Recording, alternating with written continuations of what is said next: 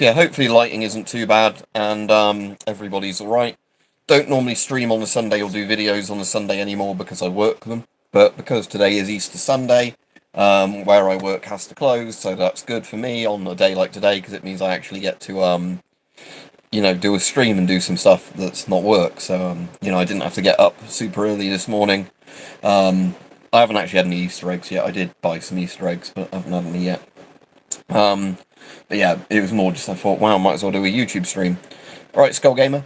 So, yeah, today basically, not going to probably get any YouTube videos filmed today, but I thought I might as well do a stream for a bit. Again, annoyingly, even my glasses on, the text on the phone is so small, so Giganom, Wagnerite, is that, Camo Taco. So hello. Happy Easter to everybody. Yeah, so again, doing a vertical stream just because annoyingly at the moment YouTube shares those much better and the shorts and regular videos. So as I said over the last couple of days when I've been doing stuff on YouTube, I'm probably just going to focus on at the moment doing the formats YouTube likes, because then, actually a lot more people see my videos, or people that subscribe actually get notified when I'm on. Because annoyingly, a lot of the time, when I do videos, doesn't matter if I spend, if there's a 20-minute video, I spend ages filming and editing and all that sort of stuff, and then uploading. Quite often YouTube doesn't share it properly, where if I just do a YouTube short that's 50 seconds long, it sends them out to people.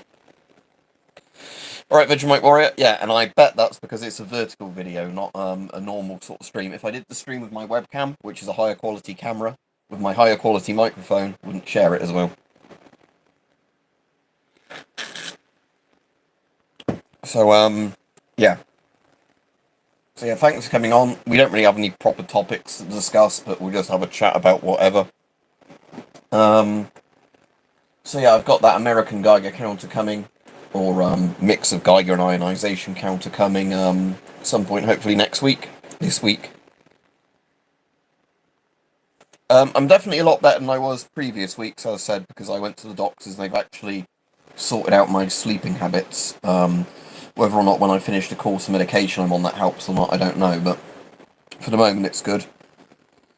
Not much for me, Vegemite, other than the fact that I get the day off work, which is what I like about it, because in the UK, under certain trade laws, certain places can't open on Easter Sunday unless they're very small.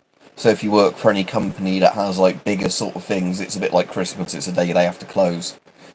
Which is actually, quite nice, because it just means you get like an extra day off every now and then. Because I don't get bank holidays or anything like that off where I work, but things like Easter Sunday and Christmas Day and that, they have to close, so that's good. The favourite one I own is the Chinese NNVT, or whatever it's called, the Chinese Gen 2 Plus. My second favourite is that big British telescope type one I've got. I think I've got that one down here, actually, in this room. In a lock case. 1 second.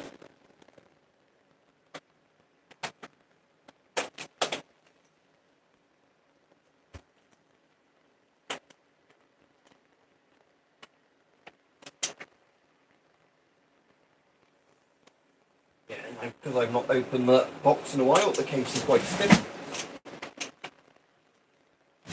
There you go. No, oh no, that was just a spare case. I bought that one, that's not the one.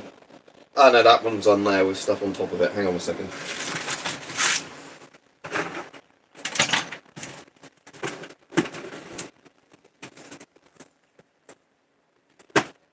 Yeah, this is probably my second favourite night vision device, but you wouldn't helmet mount unless it's too big. Alright, Rajiv. Oh, cheers, thanks for subscribing, Harvey, or whatever you want to call it. So yeah, this is a British NNVT. Has it still got enough charge in it? Yes, it has. So again, this is a room with the lights on, so it's not going to be,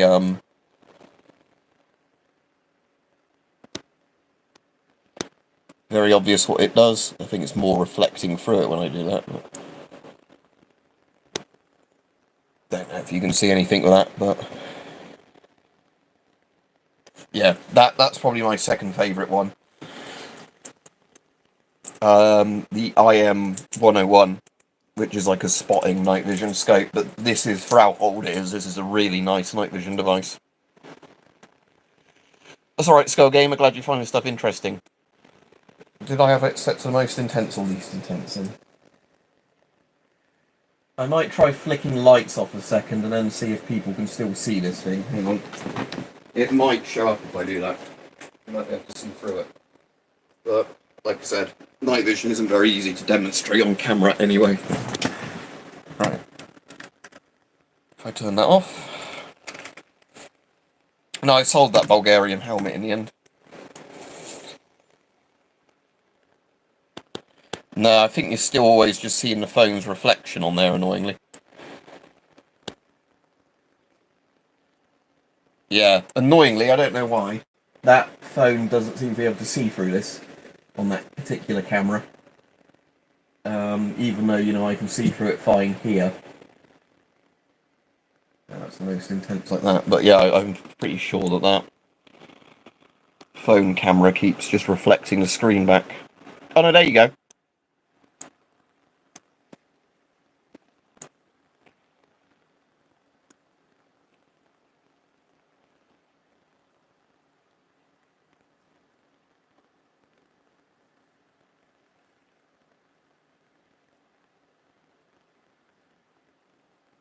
So yeah, that's my favourite of yeah, that's the Soviet PDFD. It's when I replaced the hose on because the hose was missing, but yeah. So anyway, that's my favourite of my well, second favourite. Like I said, the Chinese one is the best one I've got and it's more compact, but this for like a 1980s one is a really good night vision device. British Gen 2 Plus unit. Or at least a Gen 2 norm. Yeah, I think this is just a standard Gen 2 unit, but again, it's still surprisingly good even in really dark areas. Yeah, that's good, Skull Gamer. Yeah, my payday was a few days ago, but yeah, like I said, the thing I like about Easter is the fact I get the day off work. So anyway, I'm going to put this back because night vision devices are expensive. I always like to know exactly where I've got them. So again, this is going back in its little padded briefcase. There we go. And I'll flick the main light on so we get a bit better light for the camera.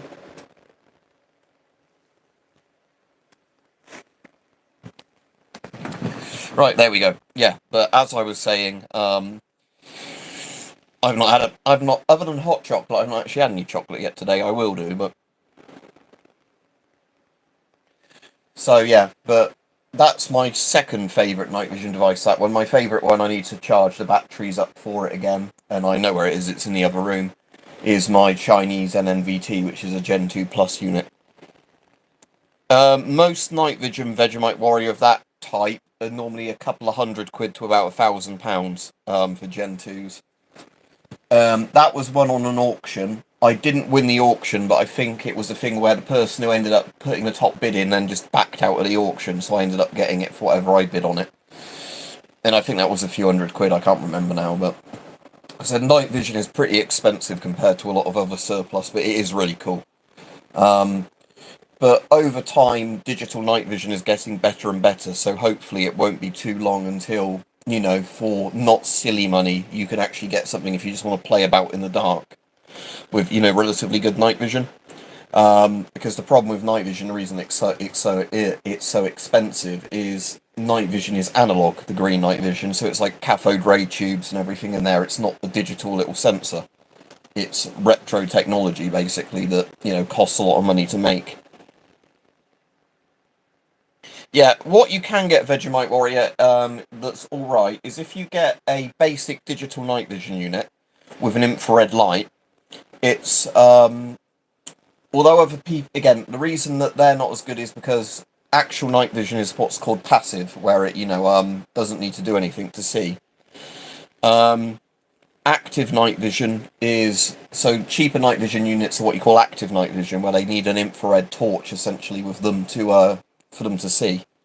But cheap digital night vision with an infrared torch, you can see really well in the dark. It's just that anybody else in night vision can see where you are, because you basically glow.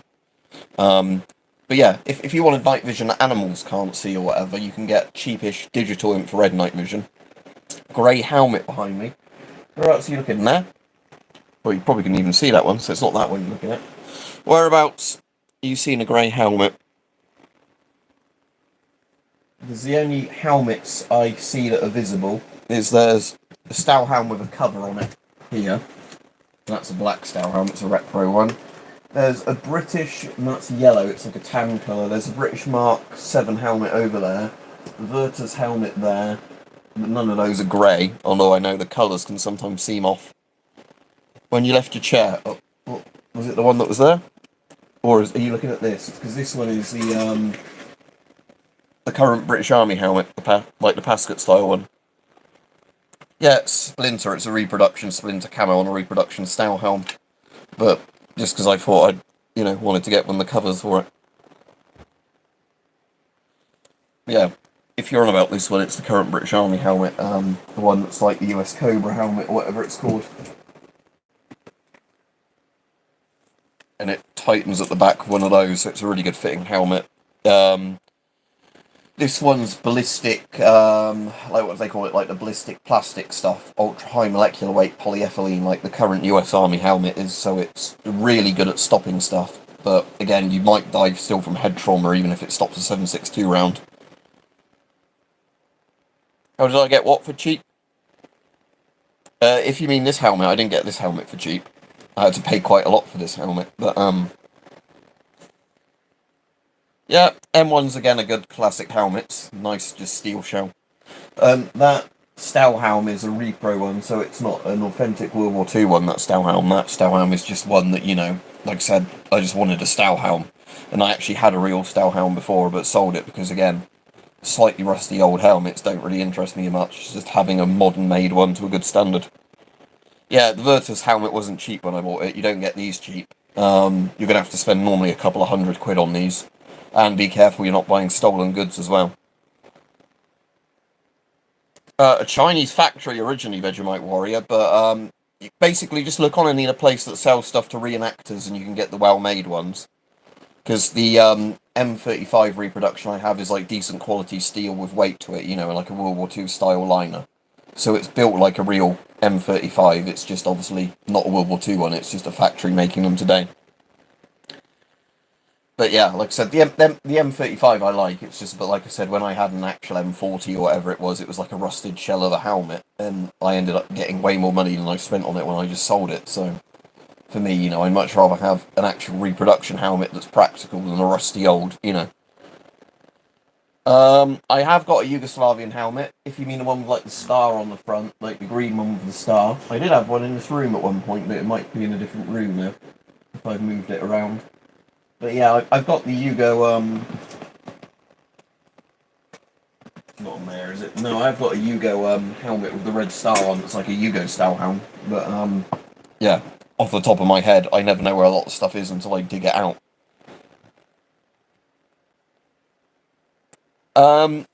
Well, again, the problem was both the Bulgarian M36 I had and the German World War II Stahlhelm were both rusty ones, like, with a rotted liner and everything else. It seemed an alright helmet, the Bulgarian one. I've heard they're actually quite good. But yeah, like I said, it's the only real way of knowing how good a helmet is if you watch, people ballistically test them, and it's obviously a bad idea to buy old, rare helmets to shoot holes in them.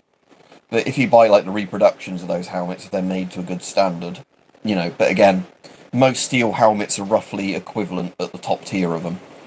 Kevlar helmets are better. You can get Spanish ones as well, Danny, for decent prices. I still have it. Yeah, I still have it. It's not in this room, though. I know which room that's actually in. It's got, like, a glow-in-the-dark paint on it as well, which is quite cool. So, yeah, that's an actual Stahlhelm, but it's made from aluminium, not steel. Like, they use some of the same machines and presses to make them, apparently, but they're cast from aluminium. And then, they painted them with glow-in-the-dark paint, put, like, the firefighter's little cowl bit on the back, like a riot helmet. What, you mean the bit along the top of the helmet, Joshua? Again, that might be a weak point, it might not, I don't know. Again, you'd have to ask people that have actually tested the helmets or not. Yeah, they're like civil defence helmets, basically. They were just given to firefighters. It was basically after the war. The German army obviously didn't want to use Stahlhelms for, political reasons and all that. So all the Stahlhelms either got reused as sort of like firefighters' helmets, or they made new ones from aluminium. But, the actual, yeah, they basically just, didn't use their helmets for military reasons anymore, so they just sort of recycled them.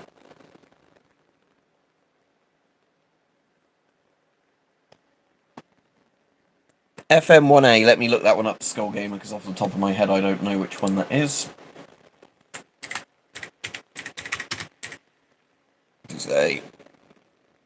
Let me scroll back up because I've missed comment, or have I gone past it? Oh no, FM1A. Right.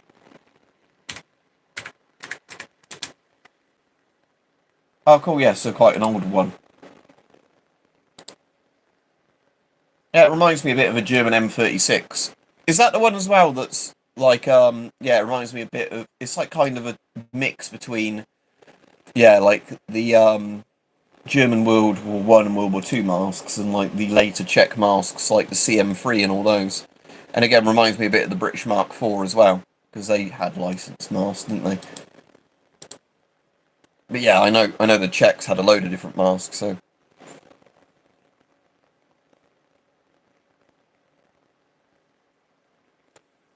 Yeah, I mean, lots of helmets now, like we said, all the Pasket style ones have gone back to the style helm type shape, just because it's probably the best shape you'll get from a helmet in terms of head coverage and everything else. Just because, yeah, you get, obviously, yeah, like the cut of it's good. You get, you know, like the brow to actually see properly, and then it's lower at the back to offer a bit more head protection. Yeah, it is, because Splinter, I bought them really cheap. They're really good. For the price, these are really good, these fleeces. They're not going to keep you warm in really cold weather, because they're more like a layering sort of thing that, you know. But I like it because it's got zip-up bits at the bottom, you know, and it's just a good quality fleece. So it's one of those fleeces I end up kind of wearing as like a daily wear kind of fleece. Because, yeah, this one is obviously designed that you can wear it under really cold weather stuff, and that, or I just wear it like a jumper a lot of the time if I'm just wearing it on top of a t-shirt.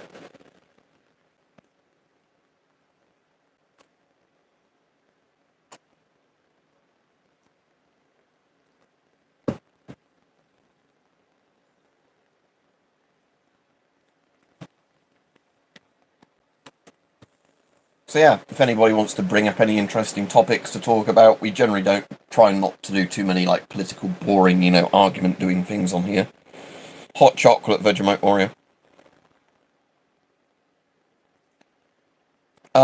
Not that I've still got Skull Gamer, but at one point I had some really good Austrian, I think they are Austrian boots. I'm going to see if I can find,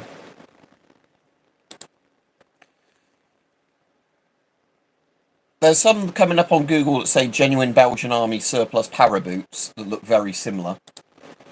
But yeah, it was like either Austrian, Germany, you know, Germany. It was one of those like European military, just like big lace-up boots.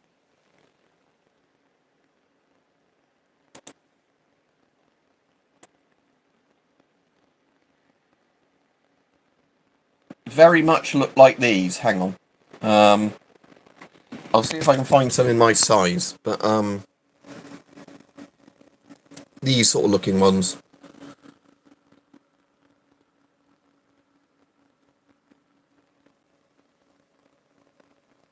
They were the best pair of boots I literally ever had. Eventually, like after years and years of wearing them, they broke apart. But like I said, that they literally lasted me way longer than lots of more expensive boots. I think I had mine in size 11, but I can't remember now, which is annoying because I need to get them in the same size again. But that looks like them, that sort of one. I'll have to look at what size 11 is, and then I might get another pair of these. But yeah, that looks like the boot. That definitely looks like the boot, those Austrian ones.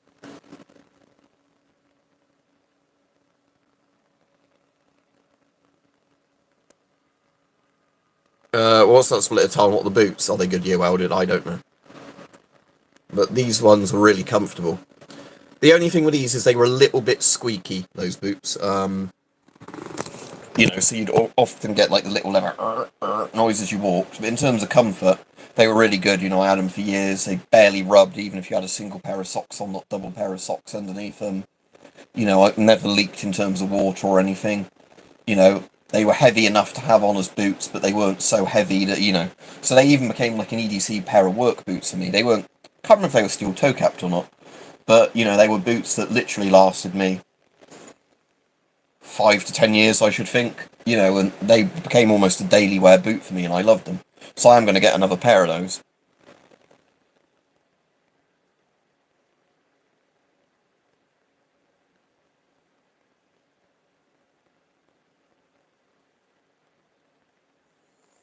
But yeah, let me see if I can find these in size 11, and then I'm going to order a pair.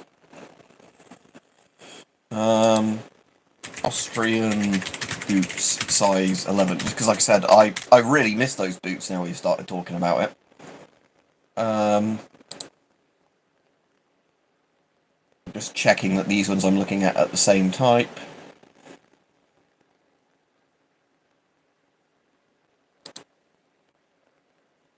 Yeah, no rot to the leather on the look of those. 50 quid, yeah, if they last me a few years, that's really worth it. 50 quid, right, buy it now.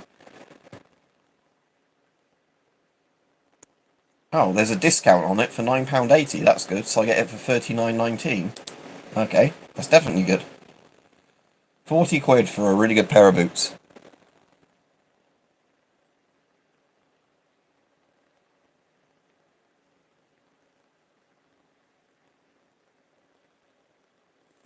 Yeah, what do you, when you say walked right out of them, what do you mean I wore the boots a lot? Yeah. But yeah, they were really good, those boots. Like I said, because I bought like more expensive, like brand new boots before, and like lots of them would never last that long. You'd get like wearing inside the parts of the boot, or the waterproofing eventually would start going. Yeah, I've got some leather grease somewhere and like all that sort of stuff. And like the stuff you can condition the outside of the leather with to stop preventing it, like water getting in. But yeah, at the moment I've actually been using wellies quite a lot just because of how like muddy and flooded it is in a lot of areas near me. But yeah, those Austrian boots are really nice.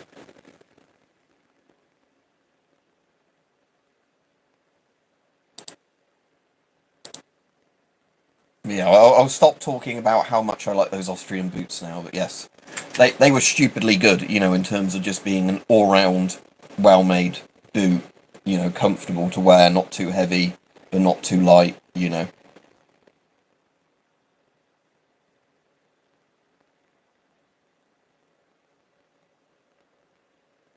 When will I become a weapon? I don't know. Anyway, let's see if there's anything interesting on the news while I'm on here to talk about. I haven't even looked at the news today. The King has been to an Easter service, first time out in public, I think, since they said he had cancer.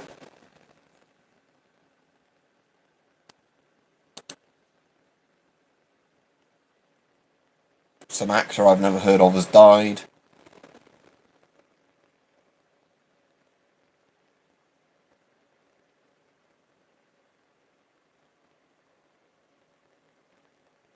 Runaway saw blade nearly kills a man. That's not really proper news, but it's kind of interesting.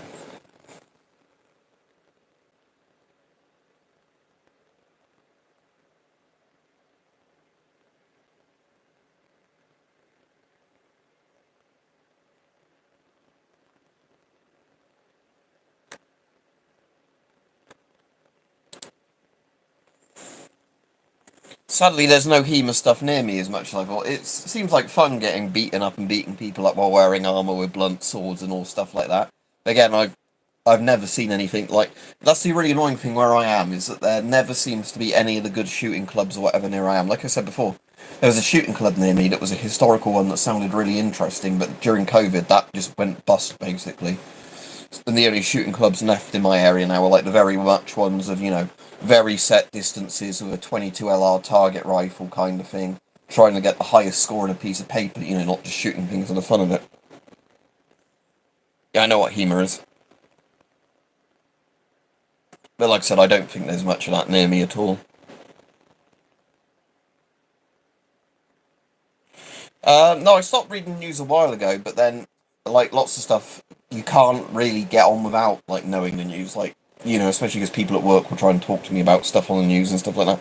Like, at one point, like, going back a few years ago, I did stop, looking at the news quite a lot because a lot of it is really depressing.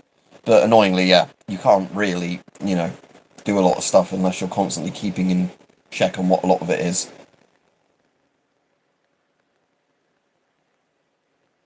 Alright, Jason, yeah, I'm good, thank you. Like I said, it's nice for me having the Sunday off work because of the fact that it's Easter Sunday, so where I work can't be open on Easter Sunday because of trading laws. So that's good, it means I don't have to didn't have to get up very early today. Can actually play video games today and just chat with people and whatever. Definitely. I need to renew my passport because that ran out during COVID, and I didn't bother renewing it during COVID because I thought I'm gonna, lose a couple of years on the passport. But yeah, at some point I'd definitely like to go to the US. But like I said, I definitely need to renew my passport. It's one of those things that has been on the to-do list for quite a while. But what I really need to do to renew my passport is go to one of those like photography stores that exist still, but there are not very many of them, to get them to take a proper like passport driving license type picture. Because quite often, if you do them yourselves, you submit the picture and pay the money to have it done, and then they reject it, saying it's not good enough lighting or whatever else, not quite frontally full on. So you end up spending a load of money to not have your thing renewed. So I'm going to probably have to end up paying to have my picture taken properly for a passport, just because that way they can tick off all the boxes of what the government or otherwise whinge you've not done properly in the passport picture. 22LR is under a Section 1, Jason, so probably fairly difficult.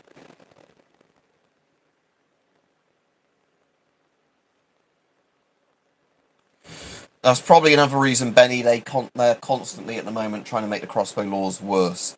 Because we've got a weirdo on the chat. Bye then. Oh, unhide, well, you're already hidden. Hide user on this channel. There you go. But yeah, there was, a load of stuff recently on the news about, well, not news, but like about them trying to make crossbow laws worse.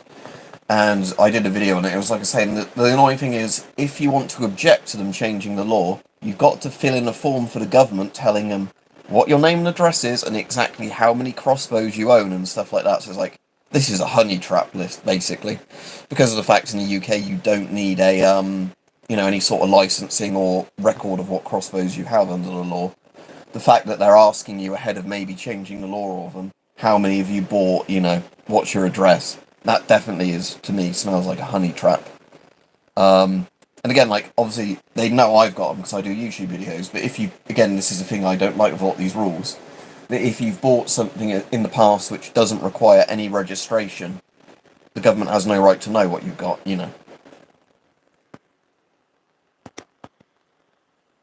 And the chat's broken either for me or nobody's left a message in a while.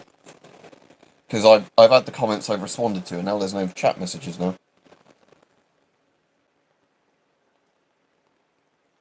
So either nobody's replied or the chat's broken. And if the chat's broken on my phone, I have no idea how I'm going to be able to catch up with the comments.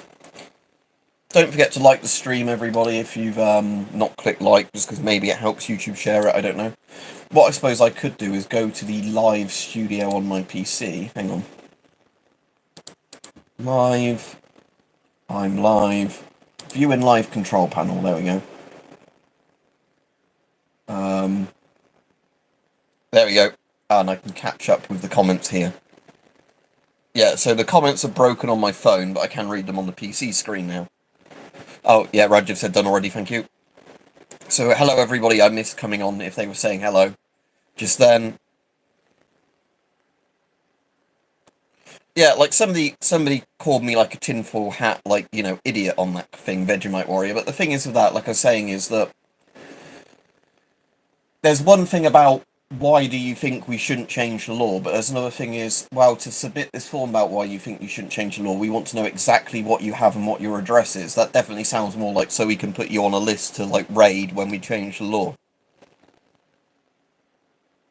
So yeah, annoyingly, I don't think there is any way to, on the mobile, if the chat breaks like this, to actually fix it on the mobile screen. So luckily, because I'm at home, I can do this on the, PC. But if I was out and about doing this mobile streaming, the chat would just completely break by this point. Under the current laws, yes, bows and crossbows have the exact same laws applied to them, like what you can and can't do with them and stuff like that. But they want to change the laws to be more strict on crossbows. Favourite bayonet? Out of all the classic ones, the Lee Enfield bayonet, just because it's huge. Out of one of the knives I've got recently, although this is a retro, I'm really liking the USM7 bayonet. Oh yeah, I keep thinking I'm holding up to that webcam, but this webcam. Just because this bayonet goes on my Steyr AUG and it goes on my Galil. You know, it would go on an M16 if I had an actual to scale M16. But yeah, this has become one of my favourites. I also really like the Swiss Sturmgewehr bayonet. Hang on, got that. I can't show you the gun, but I can get the bayonet off the end of it.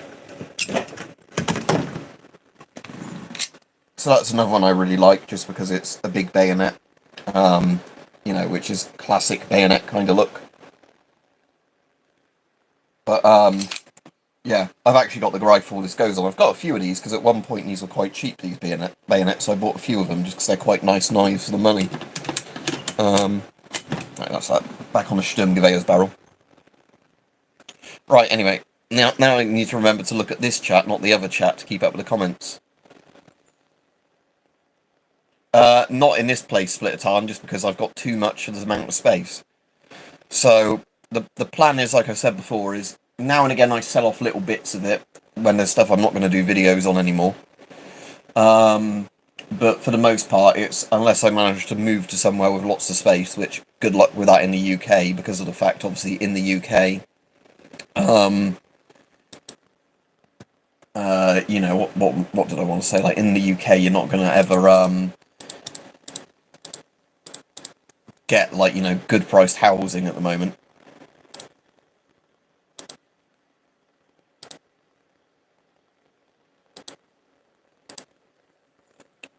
You know, because of that sort of reason. That's sort of the problem, that you're never going to get a load of, like, space for, storing stuff well, you know. Anyway, let me... A ballista, well, technically a ballista's a torsion engine skull gamer, not a, not the same as a crossbow, but I bet they probably classify it the same way.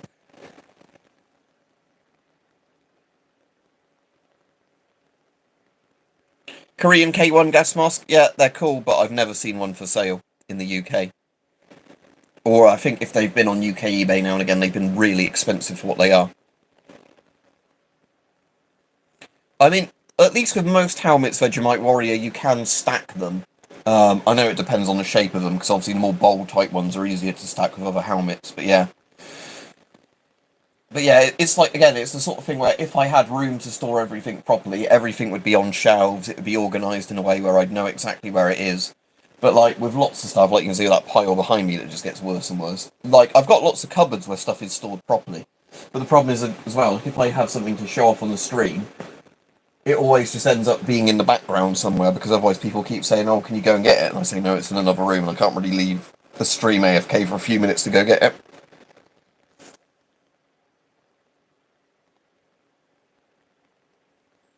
If that's the sword bayonet buck, then yes I do, but I don't have it in this room. I've got it just attached to my Lee Enfield. XM28, maybe, but bear in mind my XM28 is damaged as well, so it's not worth as much as when I first got it, because one of the straps eventually gave out just to rubber rot, you know, and stress.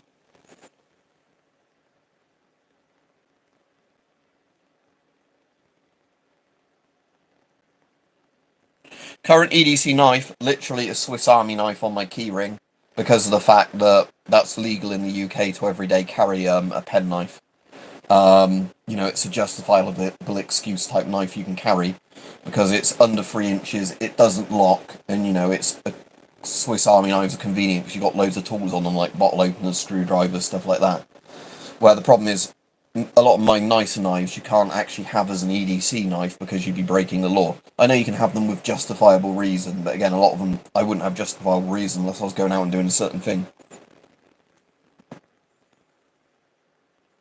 I'll do a new video on them split a time. Like I said, I did a video on them years ago. But yes, I will do a new video on them if they come, you know, and then I get into them again, just because, like I said, they're definitely a load of boots I'd recommend. So what, has somebody else got your GP5 now, Hazy Gaming?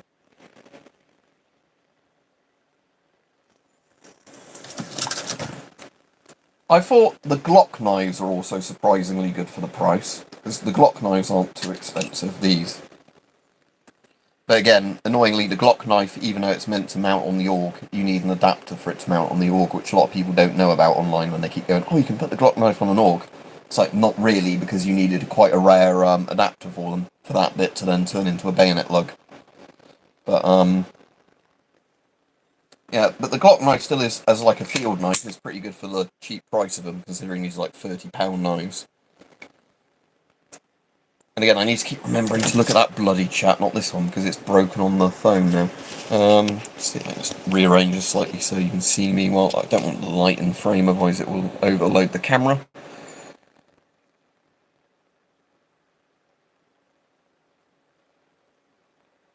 Yeah, exactly, JJ. That's the thing I like with some of the gun companies' field knives, is they're not that expensive. I've got a Smith & Wesson knife somewhere as well. But that's a much more bulky knife than the Glock knife. The funny thing with the Glock knife is it's actually got a comfortable handle, unlike an actual Glock pistol with a really square, sort of bulky handle. So, you know, I actually prefer the Glock knives to the Glock guns in some ways, just because the knife has actually got the K-bars. Yeah, it's basically just a plastic version of the K-bar handle, isn't it? Rather than it being metal with, like, leather strips around it, it's just, exact same shape as a K-bar handle, just,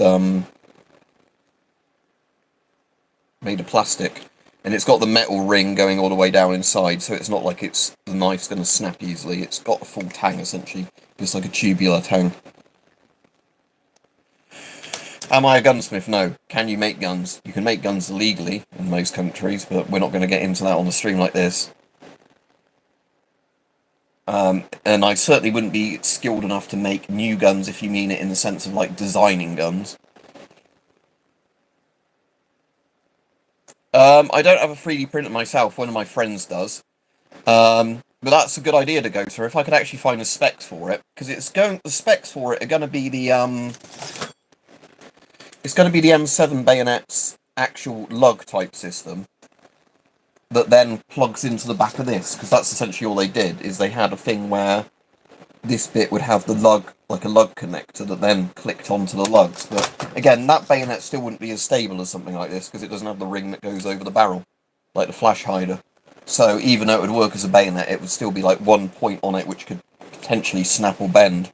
Whereas with bayonets, that's normally the reason you have the ring as well as the lugs, because that way you've got a more secure thing, because you've obviously got the gun barrel going through there.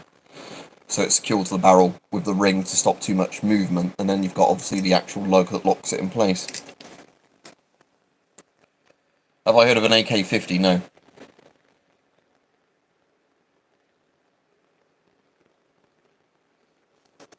No, Vegemite, sadly it doesn't, as much as that would look interesting. No, it's just literally the Glock company, like Gaston Glock, who died recently, I think.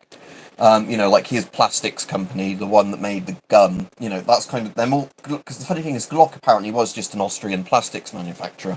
It's just, they became really famous for making firearms. But, yeah, the Glock knife is just literally like a field kind of combat knife, you know, like, just outdoor utility knife kind of knife. It's just that, yeah, it had a bonus feature where it could work as a bayonet, but then it was bayonet adapters sold separately kind of thing. So yeah, it didn't end up really becoming a, you know, like proper bayonet sort of thing.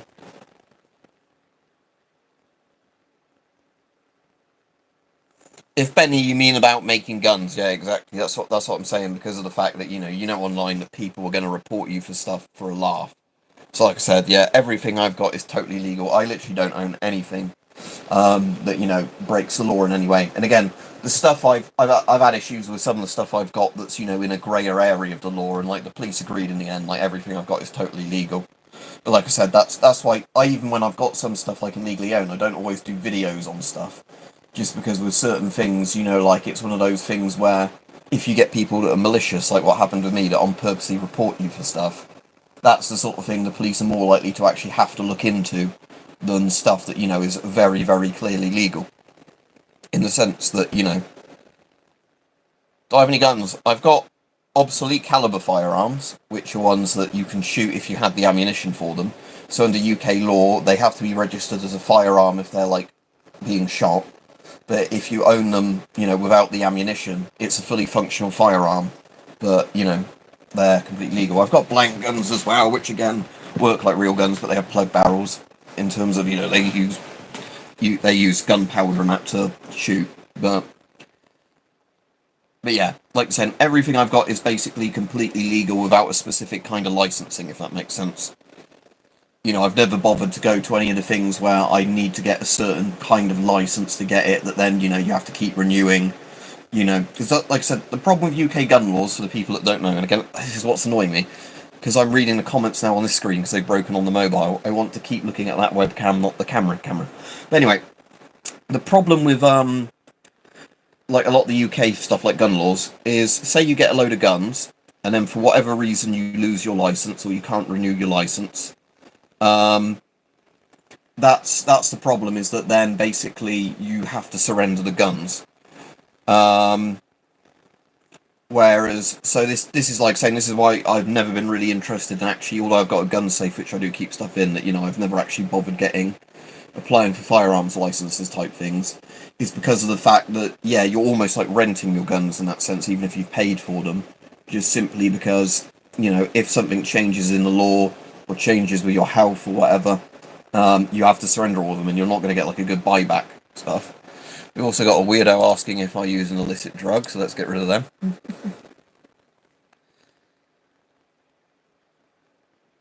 Oh yeah, Australia used to be quite pro-gun, didn't it? Until Port Arthur or whenever it was. Again, the same with the UK. The UK up until Hungerford and Dunblane used to be very much like a lot of US states in terms of guns. You know, you didn't really need licenses, or they were very, very like low-tier licenses. You know, you could own most things in semi-automatic, you know, just not full auto. No limits on mag sizes, whatever. But then, because, you know, obviously horrible people like doing mass killings with guns, it makes the laws work for everybody else.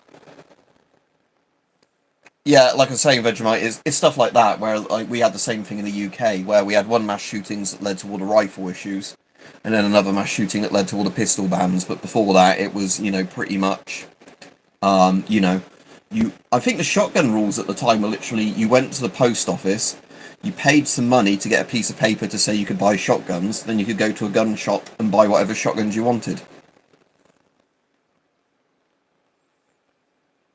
That's cool, Whoopie Pies, that'd be fun to shoot on.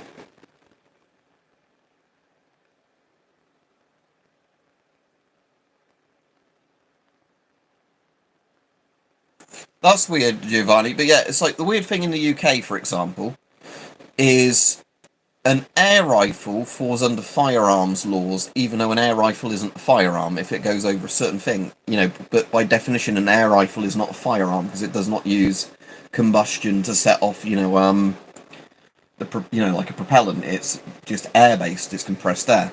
So yeah, again, it's like lots of those laws are very strange all over the place. Yeah, like I was just saying, then Jason just said that, yeah, in the UK, if you have an air rifle that's over 12 foot-pounds of power, it falls under a Section 1 licence. The same as an actual, like, 22 LR or, you know, 303, 308, whatever. In bolt action, it's just the same laws. All of a sudden it becomes, you know, a big restricted gun with all the laws on it. Yeah, we can play airsoft here at least. The weirdest one I saw that was banned in Australia is gel blasters, isn't it?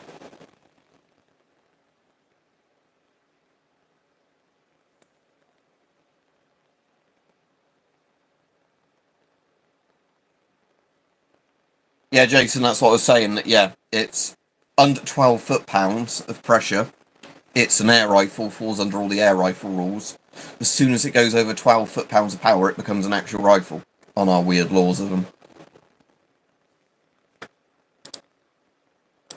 Alright, got some more weirdos in the thing, that's alright. It means if there's a load of weirdos coming on, it means my video's probably getting shared. That's alright, I can just get rid of them. A gel blaster is kind of like airsoft, but it shoots like... It's like a mix between, say, airsoft and paintball. So imagine a paintball gun that's designed not to hurt, like it shoots like a watery kind of like gel sphere that kind of explodes on impact.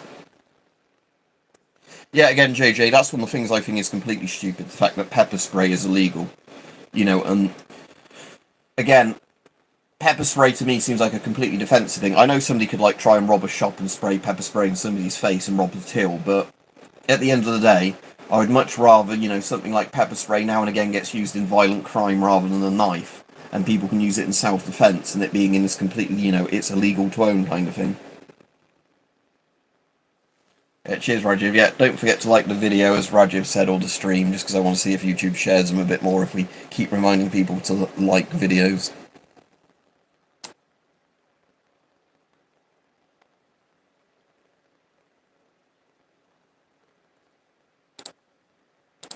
Ah, we're getting quite a few weirdos on now.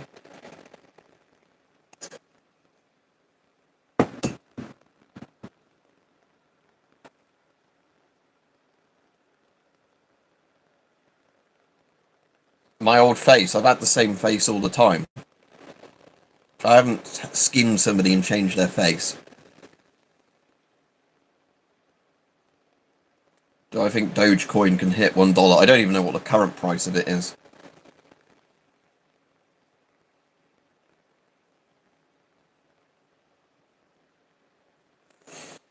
Well, when you say an AR pistol, what do you mean, like a pistol in 5.56 or something weird? So I know there is a couple of weird guns where they have made But in theory, if you mean by an AR, you mean something like an Armalite, an AR-15, an AR-18. They're rifles, aren't they? I'd like 900k subs. Eventually, I'd probably get there, but I might be dead by that point.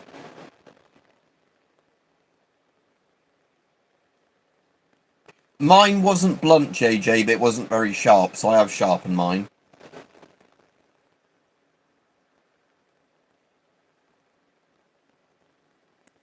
Yeah, not with pepper spray, Dakota, but that's with CS spray, because CS is flammable.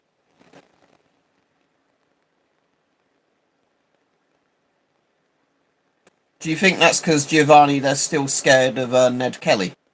So they banned armour, because the Australian lawmen are still scared of an armoured up guy taking them on.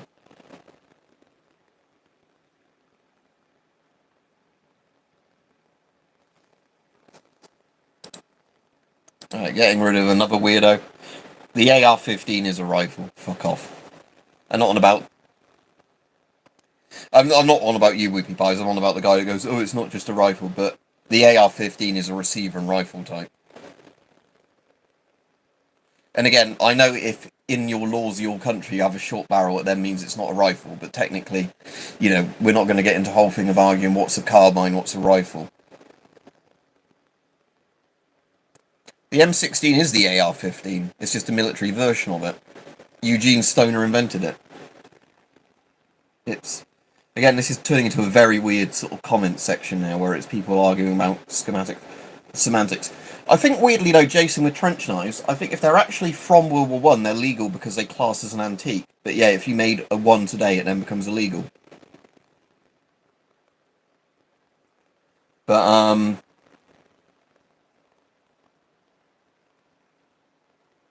you know. Speaking of things like AK, I don't know what an AK-84 is. I know what an AK-74 is, but again, with things like, if you're asking me a question, why don't you just Google it if it's something that will simply answer? But anyway, like I said, the thing I find always weird is like when you have guns where, like, it's not a Kalashnikov family of guns, but it's called an AK just because in a language it also means, like, rifle or whatever. But yeah, because it's like, the Swedes have the AK-5, don't they, which is actually an FN-FNC. But because it has the name AK, when you see it, you keep thinking, oh, is it related to, like, the AK-47, the AKM, the AK-74, and it's not.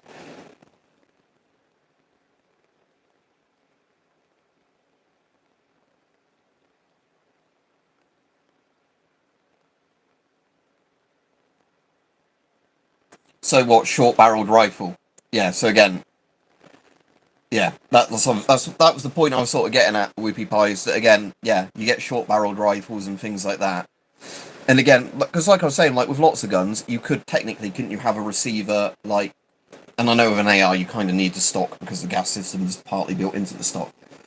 But yeah, I know with lots of guns you could essentially just have something that's sawn off or have a super short barrel, but I still wouldn't really consider that a pistol if it's in a rifle caliber or whatever.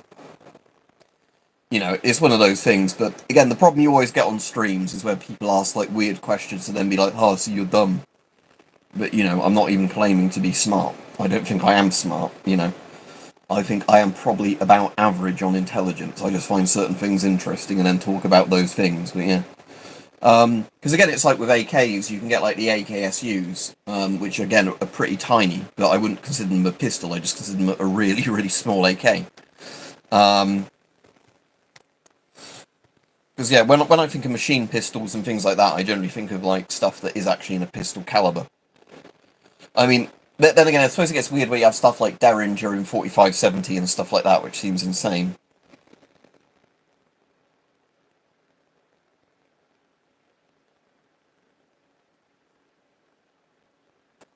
Um, I mean, do they still kind of do that, Jason? They normally have like welds in the barrel, and they normally cut a big slit in the barrel so it would explode if you technically drilled it out and then tried to shoot it. But yeah, Dakota, yeah, like I was saying that, yeah, I know, like, because I've seen a video, I think it's from France, where they spray some, like, guy with CS or CN gas, you know, like one of those. Yeah, exactly, Dakota, but yeah, and it was, what I was saying is, they spray this guy with that, and then they try and tase him after they've sprayed him, because he's still resisting. But because they've completely coated him in, like, CS spray, he then, like, lights up like a Christmas tree.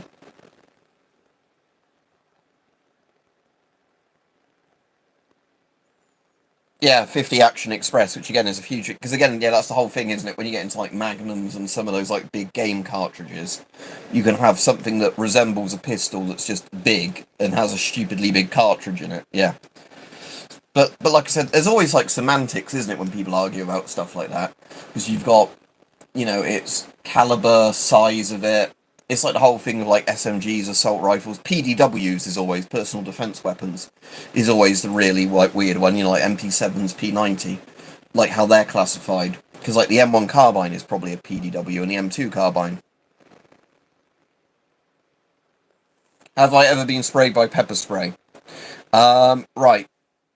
That's a funny legal one because I don't want to get somebody in trouble, so we'll just say I've not been sprayed by pepper spray. But yeah, again, you know, it depends what you're on, doesn't it? Because I think the problem with a lot of that stuff like pepper spray or whatever is that if somebody is on a load of drugs and you spray them with a less lethal thing like that, it's probably not going to do much. Right, the person that keeps spamming comments, I'm going to get rid of, just because it's annoying when I've already sort of answered somebody having them keep saying the same thing.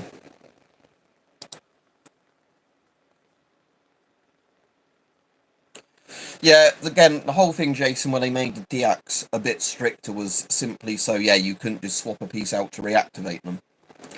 Because at one point, I think with some of the really old spec DX, they literally just did a welded or cut barrel, like you said. Where I think as well, it was a thing where, you know, sometimes people could even just cut the barrel shorter than where they'd done the cut in the barrel, you know. So if it was, say, a rifle, and a few inches along the barrel they'd you know, done a cut to it or whatever, or a weld in it, you could essentially just have a sawn off rifle. So that was obviously why they changed the rules, because, you know, it literally meant people could either weld a new barrel on or whatever, or totally replace the barrel, or just have a sawn off version of whatever rifle.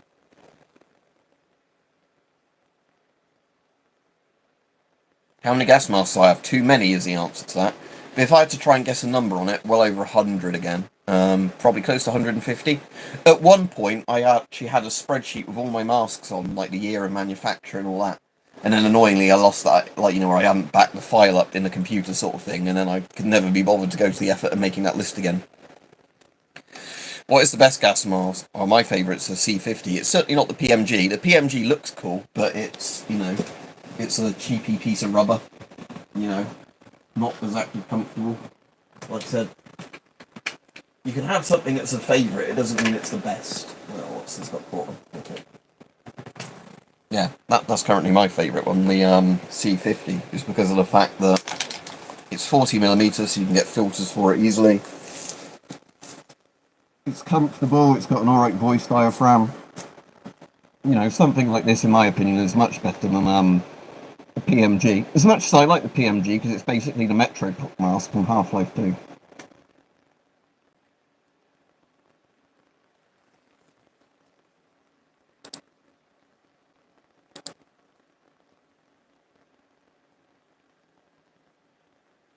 Not menacing, what with a C50 on?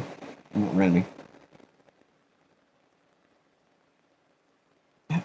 That's sort of interesting, Jason. I suppose it's good if something like that happens and it's actually a proper, honest person that does it, and then, you know, take the right actions rather than just ending up buying something and being like, ooh, this mask isn't in Fallout 4. I wouldn't recommend Myra gas masks Whoopie for the reason we've been over lots of times. But basically, I'll take this off just so I can read the comments on my glasses on easier. The problem with Myra, as we've said loads of times on this channel, but a lot of people don't know, is Myra don't make anything themselves. They have a contract with the Czech company that makes the current Czech Army gas masks. But anyway, I'll have to look up what this company's called and maybe do a short on it. But essentially, Myra has a contract to buy masks that another company makes and then sell for stupidly high prices. So if you're buying something from Myra, you're literally buying something like for 4 times the market value. It's so it's one of those things that the masks aren't defective or anything, but you are essentially buying something where all Myra are doing is they have a contract to rebrand and resell another person's product. It's not a scam, again, because they're not actually scamming you. It's just the fact that they're, like everybody says, it's the reason they're not liked by anybody that collects gas masks or anything like that, is you quickly learn what their business practice is. It's basically like if I went on AliExpress, bought a load of a certain product, and then claimed I was making it, putting a new sticker on it. Scott, I don't know if Scott still exists, Jason. They did make masks. Like, I've got the Scott GSR. Scott used to make quite a lot of US masks. Yeah, you're paying for branding, exactly, Jason. It's literally a Czech product that's then rebranded. Because again, like, one of the Myra masks, I can't remember the Myra number for it, but it's a Czech OM90 gas mask. And I was able to get one for less than 100 quid with its carry satchel, all of the accessories and stuff like that, unissued in its original wrapping from the Czech Republic, without, yeah, like I said, Whoopi, it's not, like I said, I'm not arguing that there's any problem with the products themselves, I'm not trying to say this gas mask isn't going to work or anything like that. All I'm saying is what their business model is they get a contract with various companies to supply them, then they rebrand it, then they charge you 4 times as much. Where if you look to buy it from the original company, if you knew what the product was, you'd be paying a lot less. But yeah, that's, the sort of thing. Anyway, what was I on about?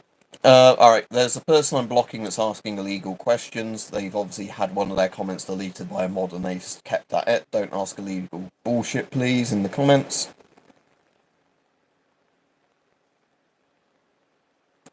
What sort of type tier mask are you looking for? Like a good, again, do you want something new or second-hand? Because if you want good second-hand stuff, in most countries, like, say, the US, you can just buy military surplus like we do in the UK, where, you get lots of masks that, are very high-tier masks. It's just after a few years, they sell them even if they're not broken because of, all the rules of how new it has to be.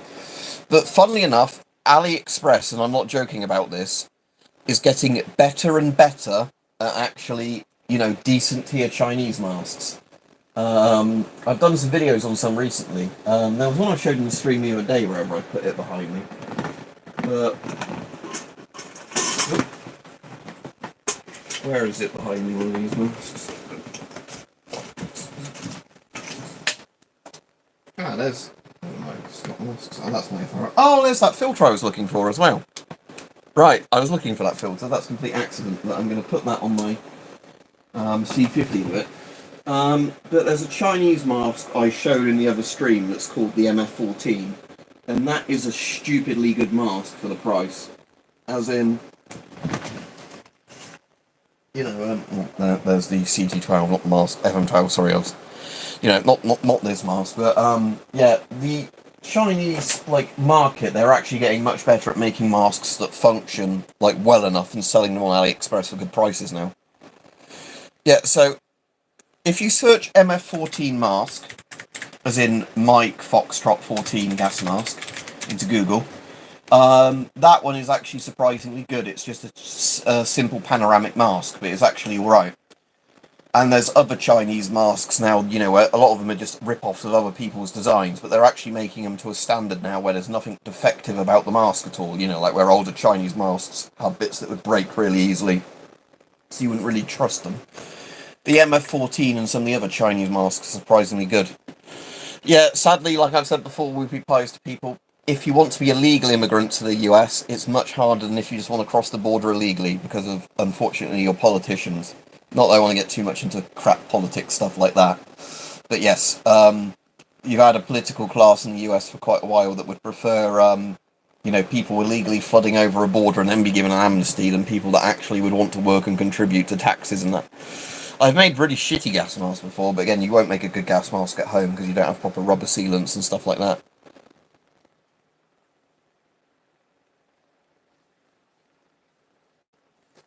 But yeah, I'm also trying to think. There's obviously you get companies as well. If you want to get other masks that are brand new, 3M and all those sort of companies like 3M, MSA, lots of those do civilian masks as well.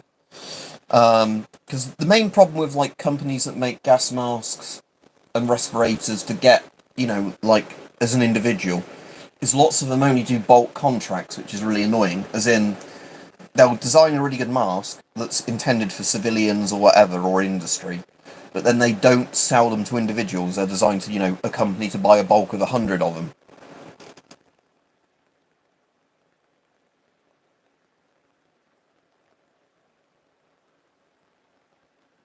Yeah, Dalton, I'm not having a go at people that do, end up contributing, but what I was just making the point, and that's why I don't like going into politics, that you have it's weird when you have a system, and again, the UK has the exact same problem, where you can get people that enter illegally, have ages where they don't actually do a job and they just sit around claiming benefits money, waiting to be kicked out or eventually approved for, asylum or whatever. You get people doing that all the time, but then you get people that actually want to move to the country from somewhere that's poorer and actually work, and they have a lot more issues getting citizenship than somebody that just decides to come in and say, oh no, I was persecuted in my home country, I am from Syria, or whatever. And then when they're asked for proof of it, oh, I don't have any proof.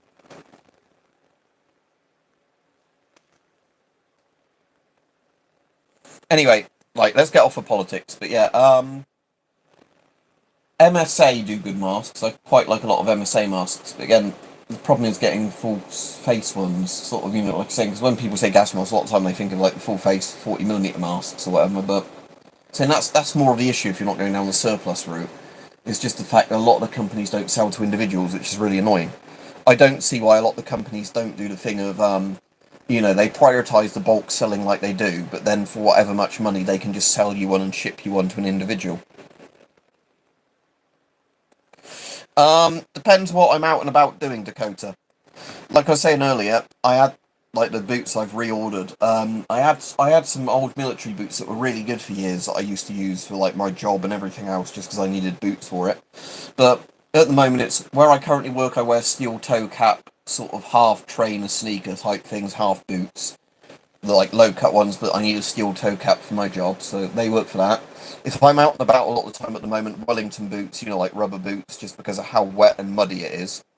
So a lot of boots, if you wore boots that only came part way up your ankle, your feet would be soaked with mud and water. So it just depends what I'm doing. The worst gas mask, I'm still going to say this, Mark, was the Chinese pewter gas mask I got years ago, because it was a mask that literally wouldn't work. As in, stuff like the straps. If you tighten the straps too much, the straps would fall off because they had a weird friction system for the straps. So to get the mask tight enough to your face to make an airtight seal, the straps would then keep pinging off. And it was like, one of those masks where like almost every aspect of whoever designed it didn't know what they were doing, but they still mass produced it and sold it.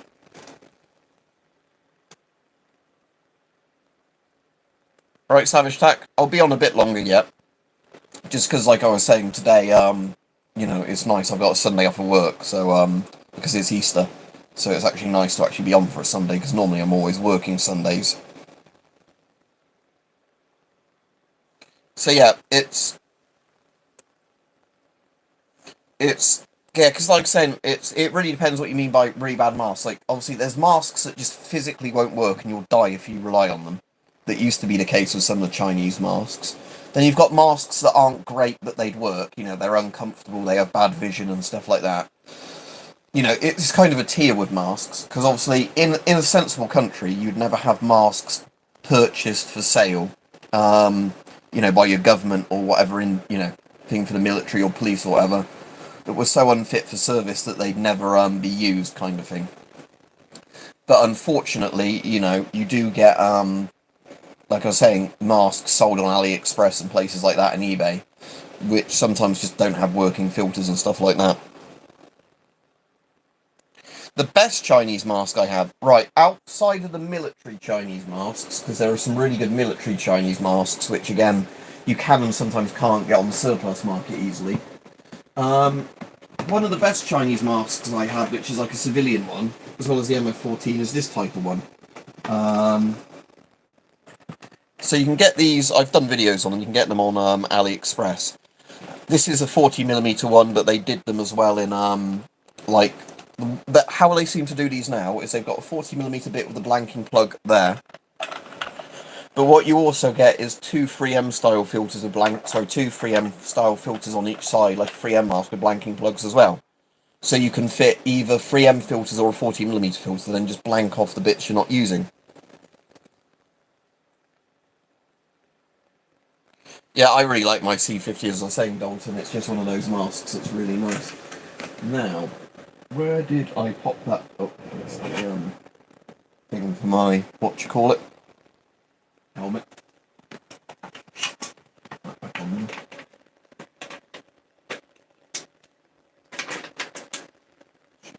Need to put this up, don't we, to mount it.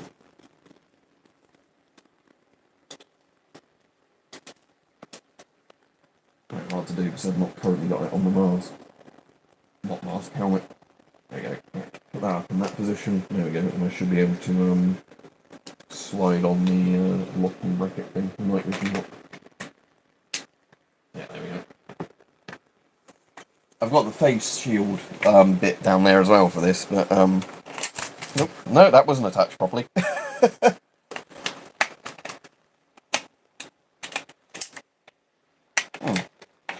Don't know why that didn't quite click on right. This just uses a standard night vision mount, so I don't know why that's being awkward all of a sudden. Maybe I didn't quite... I think, yeah, that feels pretty solid now. So yeah, I think I just not quite fully connected all the pins, but... yeah, this thing's quite good.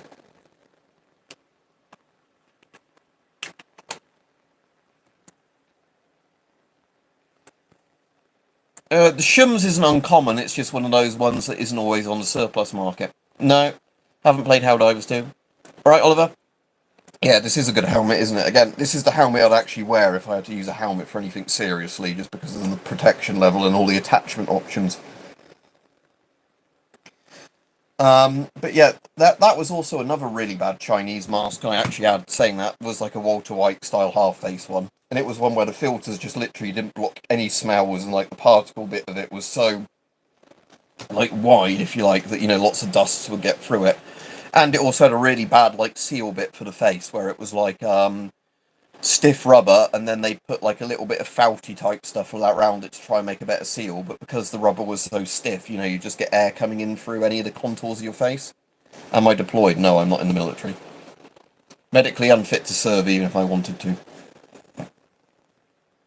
Don't think I'm going to Vietnam. I don't think there's a war on in Vietnam. PMG-1. I like the PMG-1. Like I was saying about the PMG earlier.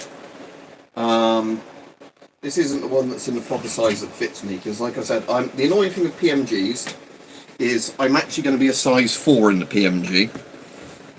But yeah, the PMG's cool. It's the Metro Cop mask from Half-Life 2. But it's not a brilliant mask. It's alright. You know, it's got the same problem all the Soviet masks have. It's 40mm GOST, so good luck getting modern safe filters for it. Fortunate son, I'd say. Because that's the thing I always think of when I think of a Vietnam thing. You know, potentially at some points Vegemite, but again, it's the sort of thing, again, like I said, that a lot of my family members did. I'm medically unfit to serve even if I wanted to, so I probably wouldn't even get called up if they were scraping the barrel for conscription unless they got really desperate. But again, the British Army at the moment is so horribly underfunded and everything else, it's not really effective. It does need, like, massive, you know, like all the stuff where, like, lots of the ships don't work for the Royal Navy and they don't have the crews for them. You know, they really do need to spend a lot of money on the actual armed forces to make it competent again. Alright, we were on about Myra earlier in the stream, Eric. Right, I own some of the masks Myra rebrand, but they're not made by Myra. So Myra is basically, to explain it again, I'll do a short video on this at some point, maybe tomorrow, just explaining this, like, in less than 60 seconds, is that Myra don't make any masks. What Myra do is they have contracts with various companies, so they buy in bulk masks cheaply and like other equipment cheaply from other companies. They then rebrand it and sell it for like 4 or 5 times the market price. So I'm not a fan of Myra, but that doesn't mean like some of the stuff Myra sells isn't necessarily good. It's just you should never spend the money and buy it from Myra unless you have no other option. So, for example, the Myra CM6M or whatever it's called is a Czech CM6 or whatever it's called mask, massively overpriced. They also sell, like the one I've got, which is the Czech OM90 under a different name. And again, that's an alright mask. It's not brilliant, it's not awful. It's like an S10, but not as good, because it's an S10 clone. But again, if you're buying something from Myra, you're literally just buying something that's almost a piece of surplus, just at a way inflated price. So again, the problem I have with Myra is more their marketing and, like, advertising stuff. It's not like I don't think you're going to buy something from Myra and it's simply not going to work. The reason a lot of people don't like them is because if you're into gas masks and that, you know what their marketing is. And then, like, I think it's the CEO of Myra that gets into arguments with people online, claiming, like, no, my company doesn't do this, even though it's blatantly obvious to anybody with a brain if you can just look at the two products, that it is a rebranded other product. So, yeah, that's the thing. Like, Myra, like I said, I don't think, if you ended up buying something from Myra, I think the product's going to work fine. I'm not claiming that. It's just, yeah, it's massively inflated in price. So, let me give you an example. You can Google this now. If I search Myra safety into Google and find the name of the mask. So, if you look up the Myra Safety CM7M, right? The Myra Safety CM7M, that is the Czech OM90. So I see in a UK place that's buying them officially from Myra, they're selling it for £220. Right, so that's over $250 basically. Now look up the Czech OM90, so Oscar Mike 90 gas mask. That is the mask Myra is selling for the massively inflated price. I got one of those for like £70 with like the canteen, with its filter that Myra charged loads of money for and everything else. So yeah, that's the thing with Myra, is basically you're paying like 4 times the market price for anything if you don't know what that product is. And the OM90 isn't, like I say, that great a mask anyway. For that sort of money, you could have bought like a C50 like I bought, unissued that somebody had managed to buy in bulk. Yeah, the S6 is a nice mask. Like I said, the only thing with the S6 is I wish I had better straps, but otherwise I like the S6. Oh, and I don't like the, because again, it's got the lenses on the S6 that mean you get a good field of view, but unfortunately you then feel a bit sick because it's got that kind of weird distortion to the edge, like fisheye to the edge of your eyes.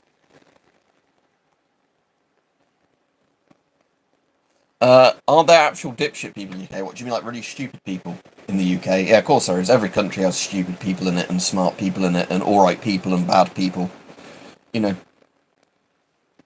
Or, as in, like, D's nuts, M16. Is that the joke you're trying to make? But I will say happy birthday to D's if it is a real person, just because if it's their birthday, I'd like to be nice. But if you're on about the D's nuts joke, that's a bit old-fashioned. It's like the Ligma thing, isn't it? People have known about that for ages. It's not one of the funny ones I've not heard before. Dalton, what the MB90 Papa, is that PAPR? Is that just like not a very powerful PAPR then? Because again, the PAPR I've got, which I quite like, is that German wounded soldiers one. Again, it's not designed to be a super easy to carry about PAPR system, but it puts enough airflow through it that it's quite good, because it's obviously designed to provide enough air that somebody who's wounded can breathe easily enough with like a wounded head mask on. So it actually works fine if you're just connecting it to a standard mask. Yeah, the straps are definitely better on the S6 than the older British masks, but again, it was a while before Britain actually started making masks with good straps. Ah, okay, that's very interesting. So it's actually literally not good enough then, Dalton. I know one thing they did sell at one point that was really dodgy was what people called baby coffins, which were like the infant, like cot things. And the reason they were called that is because apparently it was like I think they were selling surplus Soviet ones, or they managed to buy them somehow from somewhere.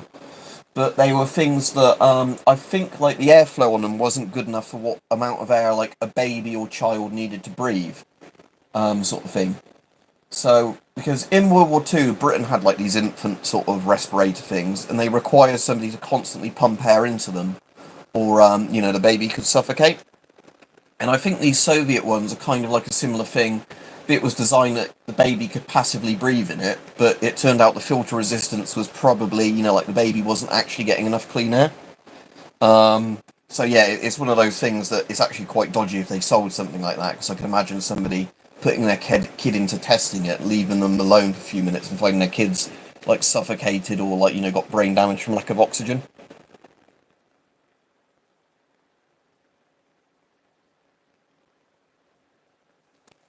But yeah, Benny, the if you want a mask like that Myra CM6 or whatever they call it, but that isn't stupidly expensive, see if you can get the mask that's like I really like is the Scott. Is it the M98? What's it? Oh, what's it called? I've got one. So yeah, search Scott M98 or Scott Pro Mask.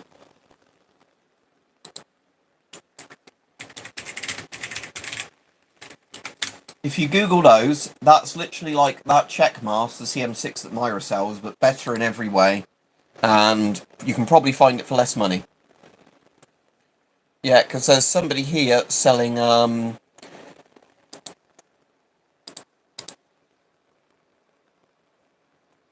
in the UK for 82.77.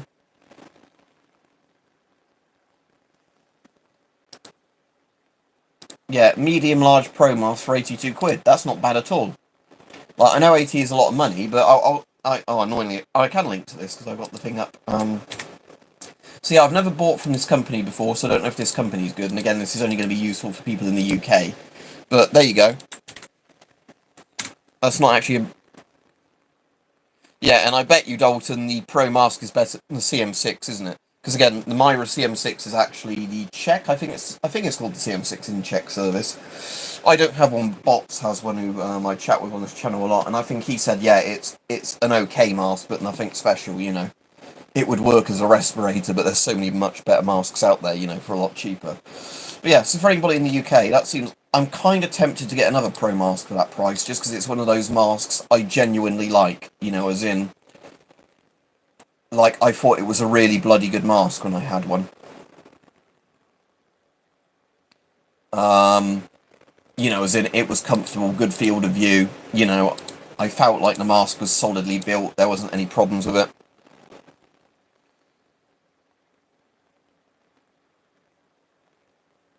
What gun do I like? Oh, I like Armalite's and M16s, as your name implies. I really like the FN FAL. That's one of my favourite Cold War rifles. And the G3 and stuff like that. I like the old battle rifles. I mean, most guns I like just because I find them mechanically interesting. Um, in terms of guns, if I was in the US, I'd like to get, just because they're really cool and they're really accurate for what they are, the Czech VZ58, or VZ58, whatever you want to call it. The thing the Czechs built that was kind of meant to be like an AK, but it's not an AK. It kind of looks like an AK, but it's really way more accurate than an AK. I've got a VZ58 bayonet, weirdly enough. But, yeah, I think the VZ58, I think it's one of those really cool old rifles in terms of how good it was, what it was, but the Czechs have always been able to build good guns.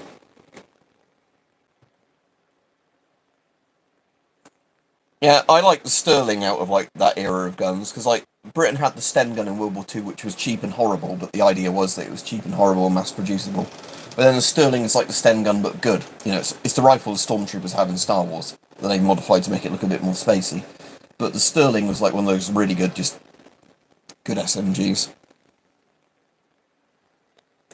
What Samopow? What is that? The VZ58. Ah, cool, yeah. I have actually got an SA-25 or whatever it is as well. But it's deactivated suddenly. The SMG, um, VZ-25, whatever it is, or SA-25. The one that's like the Uzi before the Uzi was a thing. The telescoping bolt SMG.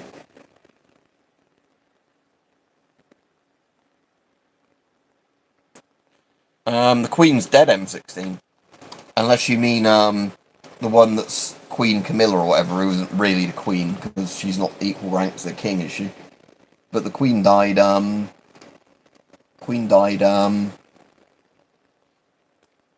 What year is it? 2021? I can't remember. Ah, it just means machine gun. Ah, cool. But yeah, like I said, the Czechs have always built really nice guns.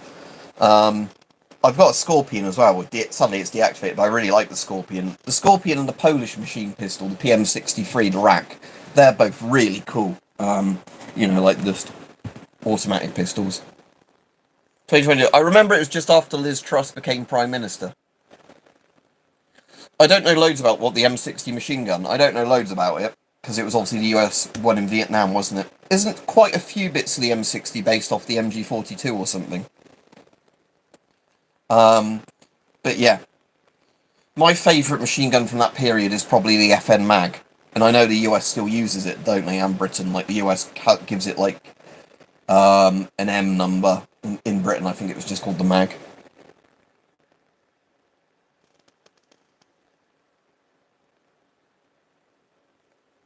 But is it the M240? I'm trying to think of, because you get the sword, don't you? You get the one that's the FN Minimi, and then you get the one that was the FN Mag with the US designation. But yeah, that's like one of the really good ones that's still in use. No, the MG42 is older than the MG3. The MG42 is the original World War II one, and then the MG3 is the post-war one in 7.62 NATO, with some slight changes made to it. Although I think early MG3s literally have the MG42 receiver with like the MG42 with a cross through it, and then like the new serial numbers and that they put on them. And then there's also some Italian one. There's like an Italian version of the MG42. But yeah, the MG3 is basically the current production version of it. Yeah, general purpose machine gun.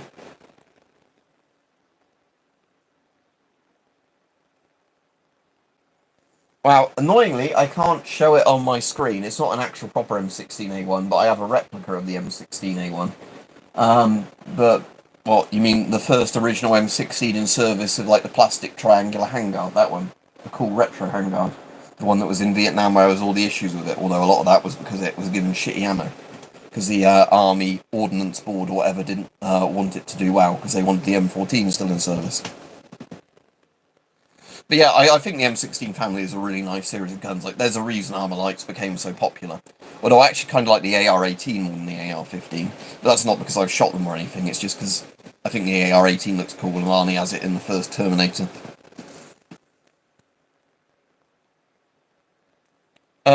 Trivia about Soviet military medkits. Oh, there's two tablets in it that are borderline drugs, right? Sadly, as far as I mean, sadly, if you wanted to use them, right? GIEC. Right, so in those orange little Soviet medkits, there were apparently two drugs. Apparently it was just a mix of drugs in there. Like, there were like ones like anti-radiation tablets and stuff like that in them. But yeah, there was one drug that was like some sort of opioid. So again, that was popular recreationally because, it was like equivalent of morphine or heroin or whatever. I don't know what the actual chemical drug of the drug was, but it was an opioid. And there's one in it which I think was a nerve agent antidote, but it caused people to trip out, so it was taken like as the cheap equivalent of LSD or shrooms or something.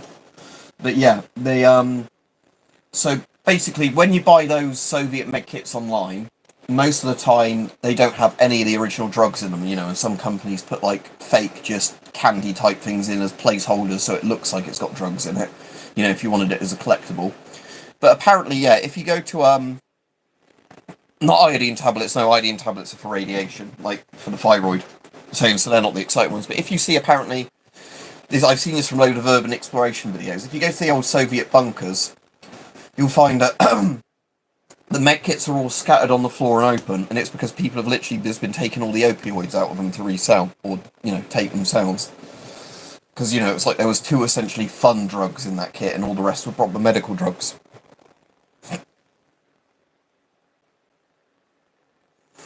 Well, it's actually the afternoon for me, and I don't normally stream on a Sunday, Chubby Cheeto. It's just because today's Easter Sunday. The place I work and lots of businesses are closed in the UK on Easter Sunday, so I get the day off work.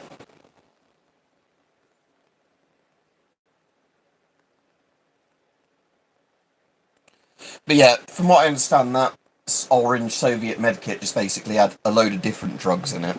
And it's just that, yeah, there were 2 particular drugs in there that are kind of like narcotics or whatever, that became the really popular ones that, as soon as they were surplus, for people to all take out or, search for.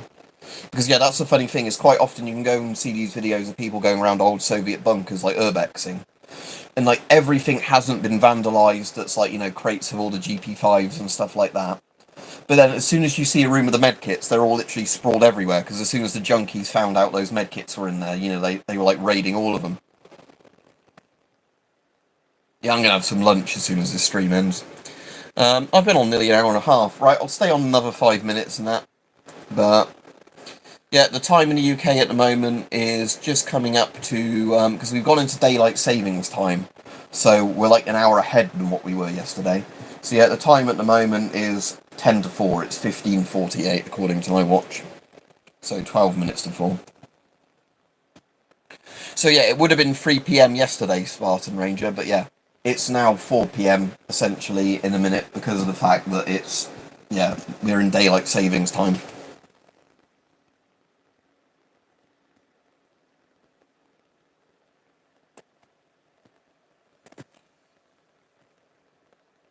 I don't know loads about the Huey. I know the helicopter you mean, like the Bell UH-1 or whatever it's called.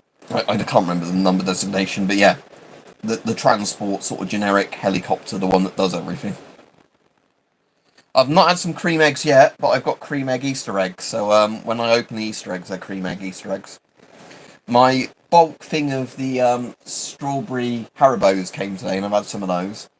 And then my Kinder things and those other sweets should be coming this week at some point. I'm glad you're enjoying the stream, Skull Gamer, like I said. The good thing, at least I know now, is if I do a stream via my mobile phone, it sends it out properly. Unlike when I try and do it on my desktop. But, like I said, I've had to do the annoying thing now where I've had to open the stream up on my desktop anyway to read the comments, because the comments are broken on the mobile, where they, like 20 minutes into the stream, the comments just froze, because YouTube's comments are really glitchy. And annoyingly, when you're streaming on the mobile, you can't close the stream and reopen it to refresh the comments, because then that breaks the stream, it stops the stream. So, if ever I was streaming out and about somewhere and it did that again, I just have to end the stream, but... The UK, Michael. So, England. But yeah, for lunch I've got some leftover pizza to reheat, so that's my lunch today. But that'll be nice. Because I always do the thing that when I buy a takeaway, I actually on purposely buy, an extra day's worth of stuff. So I eat whatever I can eat on the first day, then I know I've got some stuff I can safely reheat the next day for like a more interesting meal. Yeah, God Save the King. It is currently the king, and he has cancer. But yeah, God Save the King. Like I said before, I'm not a royalist, but I think they're not as bad as our politicians. That's the funny thing. The monarchy should have everything going against it. It's just our politicians are worse. Yeah, Benny. I think a lot of the time it's just because if you're having to pay for delivery on top of like takeout kind of stuff, takeaways, it makes sense if you're paying the delivery to get 2 days worth of food, not one. Because then you're still only paying for one lot of delivery. I'm in Oxfordshire, but I won't say more than that, Declan. Just because, again, I had somebody dox me at one point. The same person that doxed me was the one that made false police reports against me from a few years ago, where the police had to come over here, turn up, and then realise they were having their time wasted because I didn't have anything that was illegal. So have somebody basically break the law to report you to say, illegal firearms, legal radioactive substances, whatever, and be like to the police, do you want to actually look for all this stuff? Oh, no, it's alright. Alright, yep. It's a bit further north than me then, Declan. One of my mates is in Leeds at the moment, because he moved up there because the housing was so much cheaper. So I keep meaning to go visit him, but we can never get round to arranging time we can both book off work at the same time to go up and visit. You know, it'd either be I could book time off, but then he'd be at work, so he wouldn't be around most of the days per week. Or, you know, the equivalent, I can't get the time off work to go up when he's going to be free. Yep. Anyway, I'll end the stream now because I've been on an hour and a half, so yeah. If you've been watching the stream and you like it, don't forget to like the stream. Thank you to the person earlier that became a channel member. You don't really get any bonus content, I'm afraid, from being a channel member, but you at least, you know, you can say you're supporting the channel by paying like the £1 or £2 a month, whatever it is, by being a channel member. So that's nice. Like I said, at the moment I'm planning on doing a lot more vertical content. Not that I actually like doing the vertical content, but YouTube sends it out to people that are subscribed. Whereas when I do the proper landscape content, unlike the shorts and everything else, it doesn't share it properly.